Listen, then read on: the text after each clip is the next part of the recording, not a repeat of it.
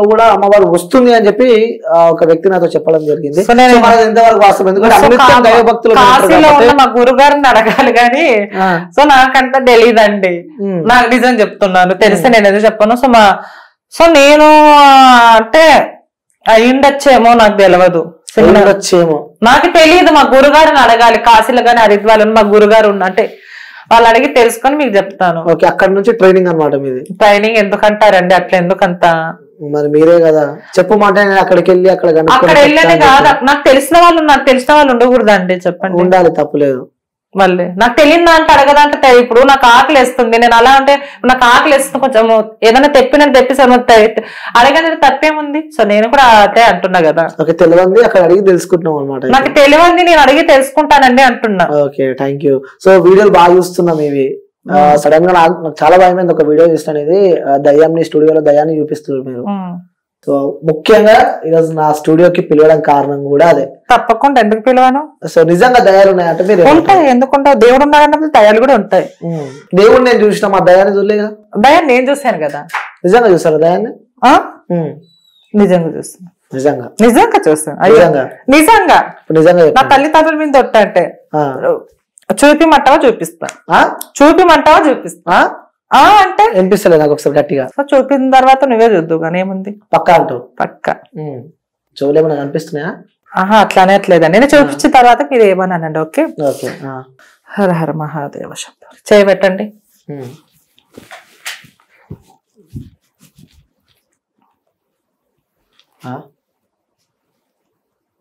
ఏంటిది? విభూది అండి. విభూది. పక్కన జరుగు. విభూది అండి. ఇది ఎక్కడి నుంచి తీసుకొచ్చింది మీరు? నేను ఎక్కడి నుంచి తీసుకుని వస్తానండి. అదే ఆఫ్ కెమెరా అయితే చేయలేదు.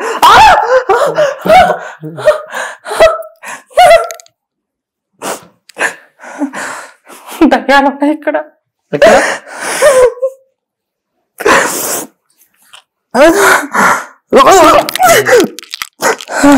దయ్యాలు బంధించాలంటే నిజంగా, లేకపోతే చాలా ప్రమాదం ఇక్కడ. స్టూడియోలో ఉన్నాయా దయ్యాలు? ఉన్నాయండి. చూపించండి ఒకసారి.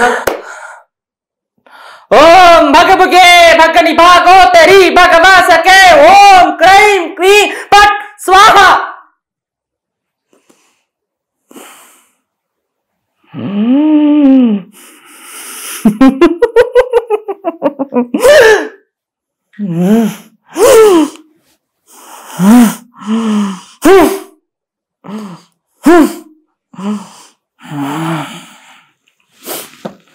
ఏం చేస్తారు ఇప్పుడు మీరు? ఒక నిమిషం పట్టుకోండి, చూడండి. మీకు ఏమైనా డిఫరెంట్ గా కనబడుతుందా? ఏం లేదు కదా. ఒకసారి కెమెరా ముందు చూపించండి ఒకసారి. ఒక్క నిమిషం ఆగండి. ఛూ ఛూ ఛూ.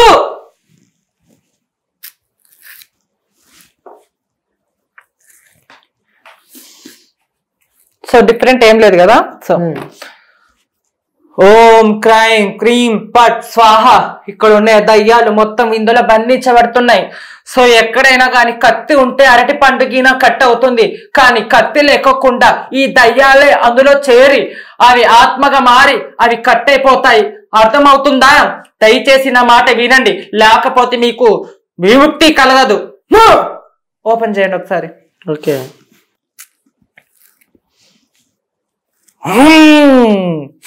ఒకటోసారి,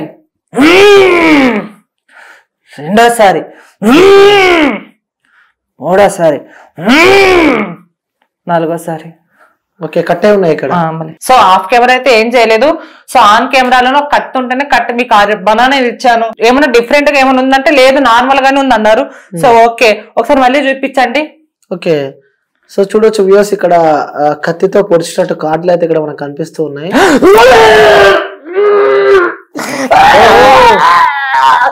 మళ్ళీ దయ్యాలు వినిపించుకున్నాయి. వామ్మో.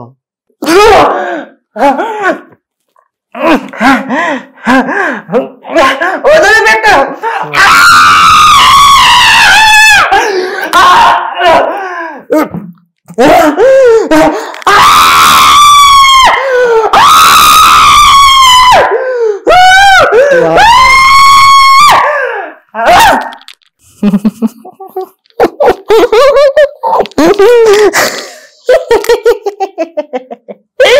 అమ్మో.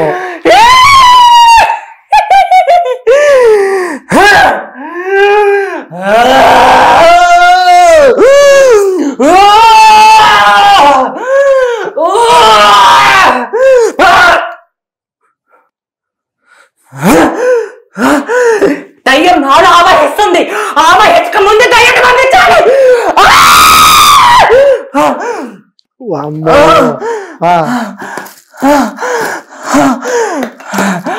దయ్యాలను ఇప్పుడు బెల్లును బంధిస్తున్నా.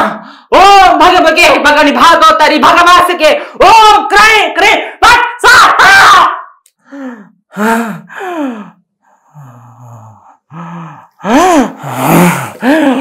ఓం భగవగే భగని భాగవతరి భగవాసుకే ఓం క్రై పిట్ స్వాహ.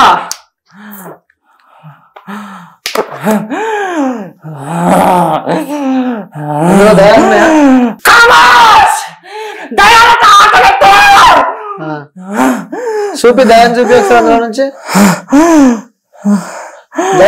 ఓం భగవగే భగని భాగవతరి భగవాసి ఓం పట్ స్వాహ స్వాహ స్వాహ. చేయవద్దండి.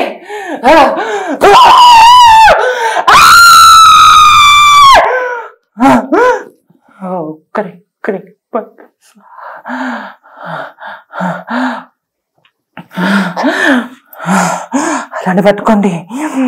ఓం క్రీం బ్లడ్.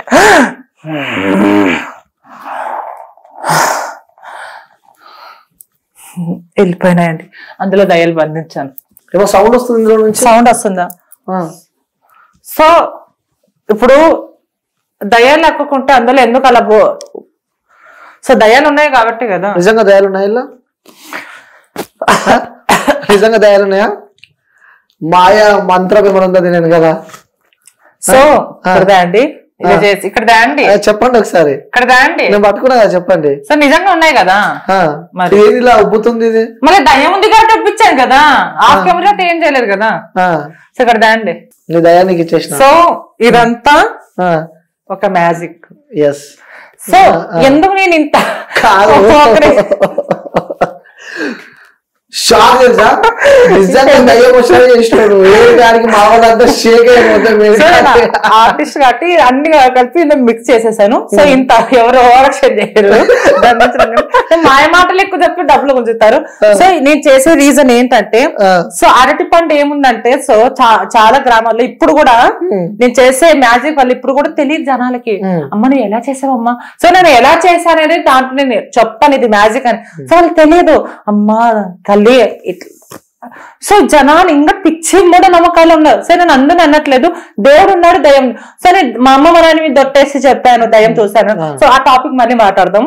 సో ఇదంతా మ్యాజిక్ పల్లెటూళ్ళు ఇప్పుడు జరుగుతున్నాయి.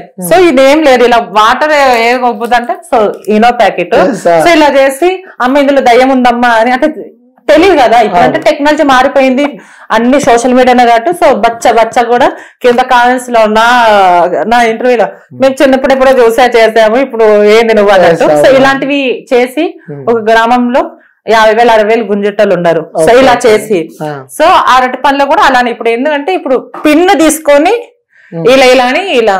సో ఆ విభూతి ఎలా తీస్తారంటే సో యాక్చువల్ గా చాక్ పీస్ కొంతమంది ఇప్పుడు కూడా సో ఇట్లున్నప్పుడు ఇగో ఇలా అంటాం. ఇలా అన్నప్పుడు కరెక్ట్ గా స్పాట్ వస్తుంది. సో ఇలా అనమాట.